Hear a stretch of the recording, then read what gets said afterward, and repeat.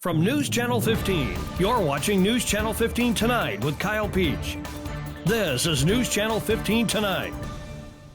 Hi, good evening. Thanks for joining us on this Friday. I'm Kyle Peach. Here's a look at what's going on. A major house fire today in Mount Carmel. Take a look at this video. Firefighters were called this morning to the home at 1203 Bainham Street in Mount Carmel.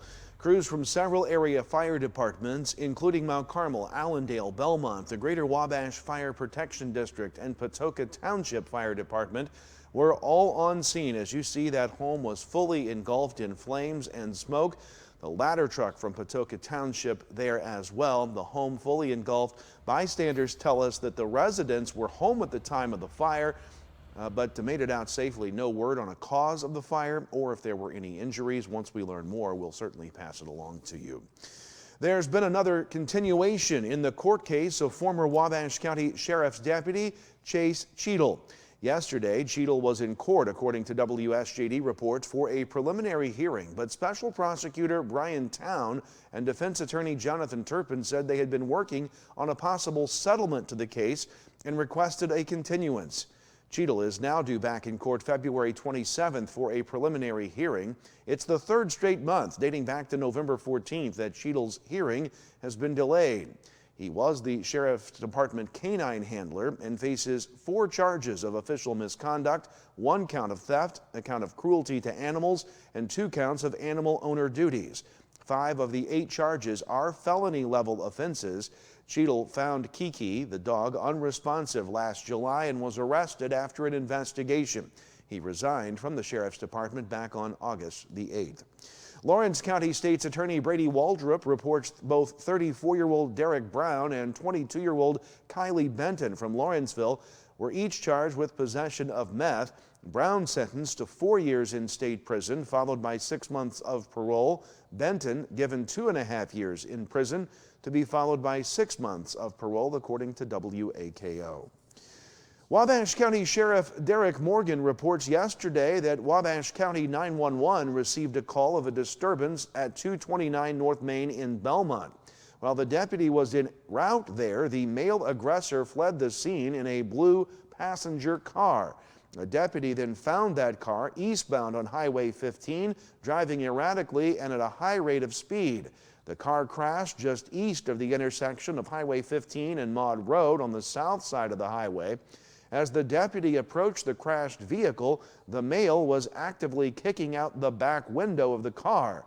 The man, once out of the vehicle, was observed to be distraught, confrontational, and out of control while smoking a cigarette. Then the man began taking his clothes off and threw the cigarette at the deputy. Mount Carmel police arrived for assistance. The male would not comply with directions from law enforcement and began marching naked in the snow. A taser was ultimately used. The man was taken into protective custody without further incident. Sheriff Morgan says the male continued to talk about Jesus, Donald Trump, and nuclear war while threatening to take the police officers' guns and shoot them. The unidentified man was taken to Wabash General Hospital to undergo a mental health evaluation. Meanwhile, WFIW reports Wayne County deputies arrested 22-year-old Lauren M. Schultz of Wayne City Wednesday for meth possession. Schultz was taken to the Wayne County Jail, and Fairfield police arrested 33-year-old Cody Buchanan of Jeff Wednesday night on Wayne County warrants for meth possession, driving suspended, and an additional warrant for failing to appear on an original charge of driving suspended. Buchanan was taken to the Wayne County Jail. WFIW reports that the Edwards County School Board met Thursday. They discussed the solar energy lease project, which would be constructed west of the football field. A company representative will attend the board's next meeting to discuss the plan in detail. The board also approved upcoming summer projects in the district, including remodeling of the Gym 2 restrooms at the K-12 building, refinishing the gym floor in Gym 2, renovations and new flooring in the nurse's office, work on the high school entrance, and replacing the winch and pulley systems on the basketball goals at West Salem and at the K-12. Edwards County Superintendent David Cowger noted the January 13th snow day will be requested as an act of God day with no more extra days left in the school calendar. Cowger also noted that the district's cafeteria budget was $57,000 in the red. Meanwhile, a 50-50 grant has been received for handicapped restroom renovations at the baseball field at the K-12. That project would be done in the next couple of years.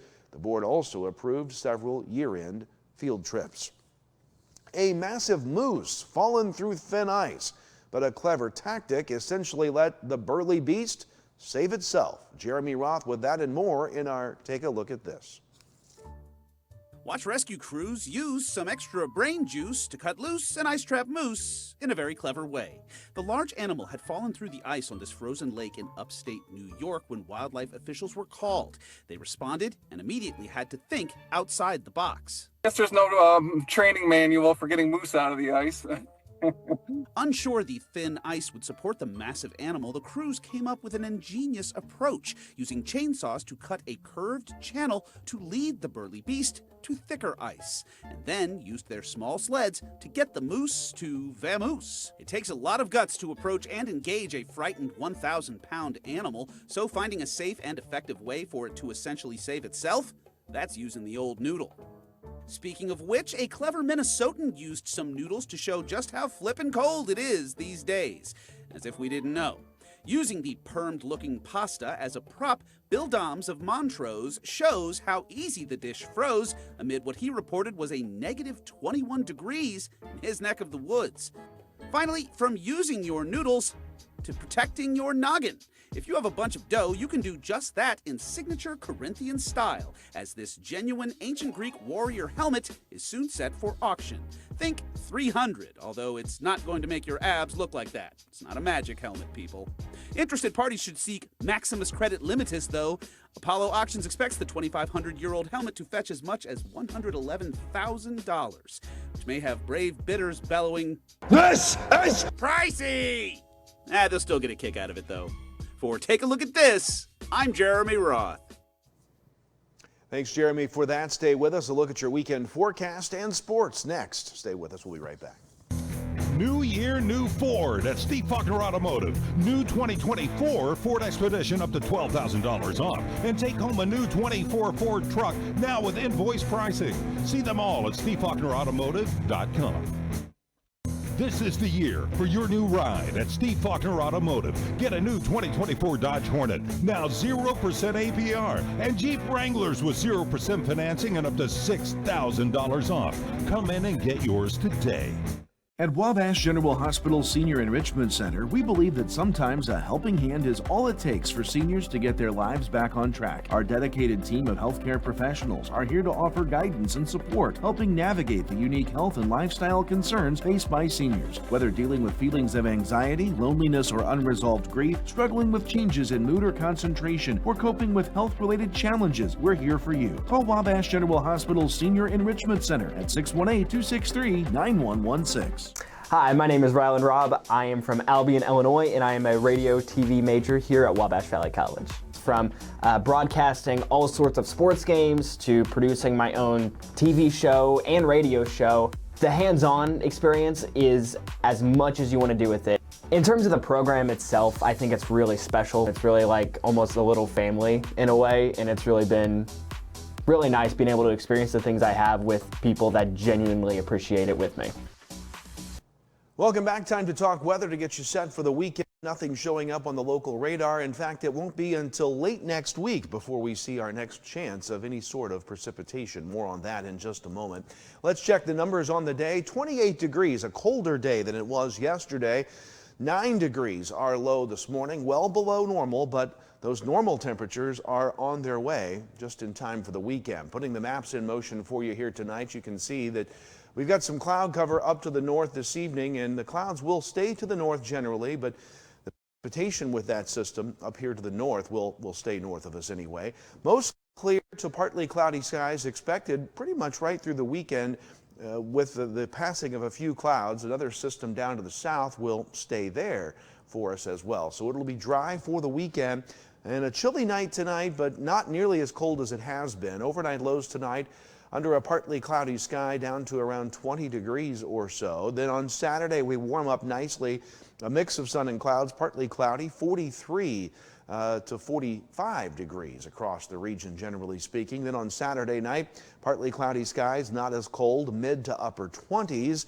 And then as we look at Sunday, again, a little bit cooler, but not terrible. It will be above freezing most places, highs in the mid to upper 30s on your Sunday. And then look at a pretty good looking extended forecast. The cold day will be on Sunday, but into the 40s, maybe near 50 by Tuesday and Wednesday. Clouds return on Thursday, 40, and then a chance of rain in here.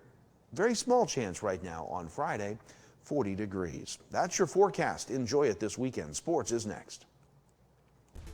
There's a lot of things that you can do to help and reduce your heating bills over the wintertime.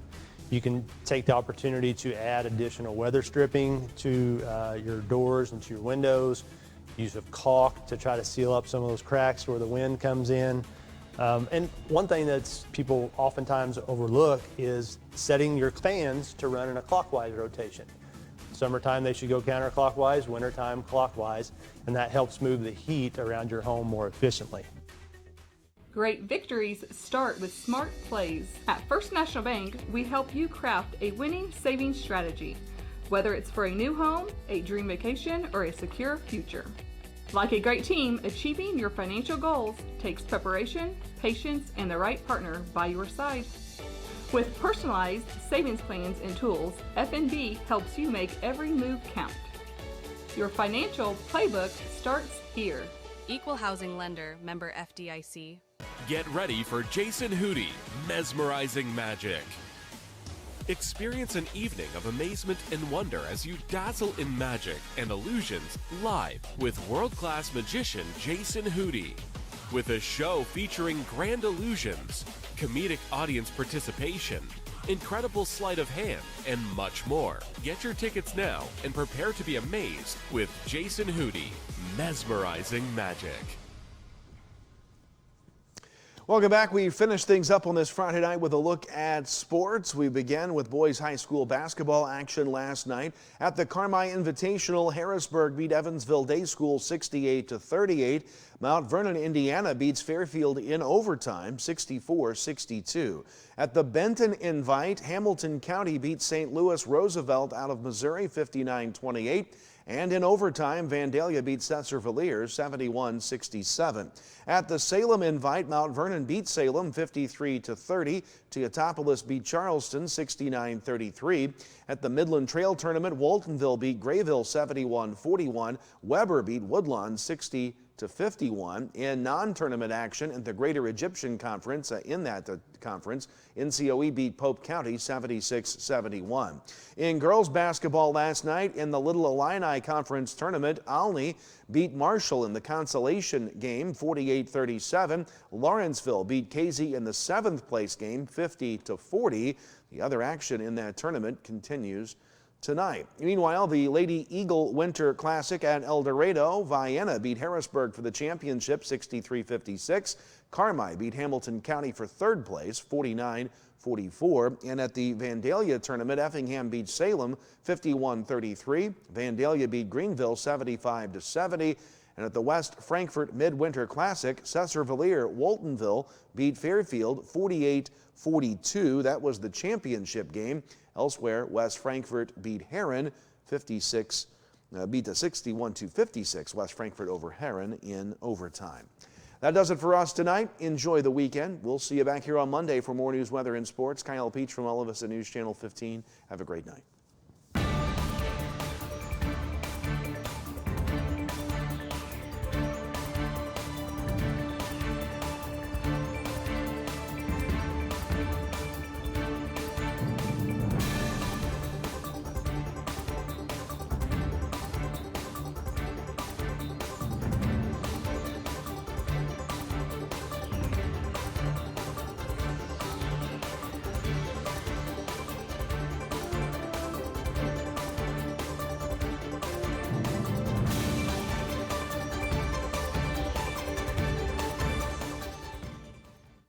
News Channel 15, winner of the Intercollegiate Broadcasting System Award for the nation's best community college TV station.